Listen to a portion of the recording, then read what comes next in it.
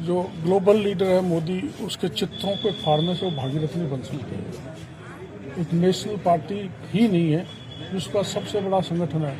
और देखो, मेरे बारे में तो आप कुछ कह सकते हो, लोग भी कुछ कह सकते हैं, लेकिन मेरे भाई को इन चीज़ों से कोई लेना देना नहीं। वहाँ सार्वजनिक स्थान है जो यहाँ के सुनवाई करे जनता की। चुनाव हारने के बाद भी, ये चुनाव हारने के बाद तो कहीं दिखते ही नहीं है। चुनाव हारने के बाद सरकार का उम्मीदवार था, सरकारी पक्ष का बात सुन के समाधान करता है, तो उससे परहेज नहीं होना चाहिए माननीय मुरारी लाल जी को भी और माननीय विधायक डीसी बैरवा जी को भी।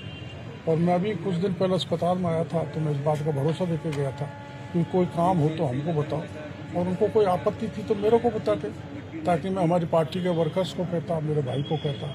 तो ईर्ष्या भाव से ये किया हुआ कृत्य है, ये समाज की दूरियां बढ़ाता है। सामाजिक समरसता बढ़नी चाहिए, उसकी जगह सामाजिक दूरी बढ़ाने का काम दोनों नेताओं ने किया है।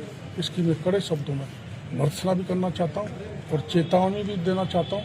आगे ऐसा कृत्य किया तो नहले का जवाब धैले से दिया जाएगा। जितने भी प्रजातंत्र में सारी व्यवस्थाएं निश्चितता की सब कांग्रेस की देन है।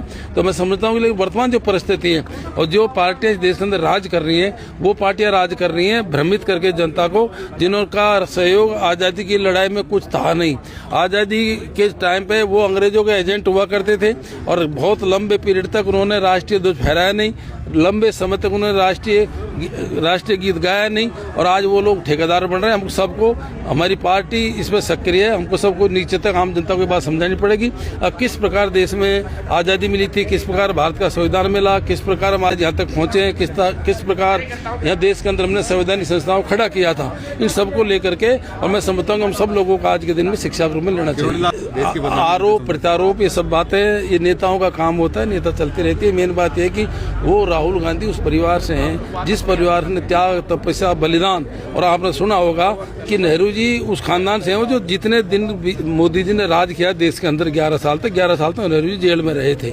और राहुल जी भी एक बड़े उस विचारधारा के व्यक्ति हैं जो गरीबों के लिए हमेशा संघर्षशील रहते हैं। उनकी विचारधारा आपने सुनी होगी, नोट की होगी, वो कभी पक्षपाती नहीं रहे। वो भारत का संविधान की पूरी पालना करते हैं और वो चाहते हैं कि संवैधानिक रूप से सब समान हो देश के अंदर। कि नेले का जवाब दिल्ली से दिया जाएगा दोबारा से। भैया वो तो उनसे पूछो, क्या नेले दहलास देंगे, गहरास देंगे, मेरे कोई वो नहीं। अरावली की बात को लेकर उन्होंने कहा कि कांग्रेस के लोगों ने तो अरावली को खत्म करने की कोशिश की है। आप पे खुद पे व्यक्तिगत आरोप भी लगाए कि आपने भी अरावली को, ऐसा मेरे ऊपर हो सकता है लोगों ने कहा होगा। मैं स्वयं माइन ऑनर हूँ, कारवान सीकरी मेरी क्रेसर है।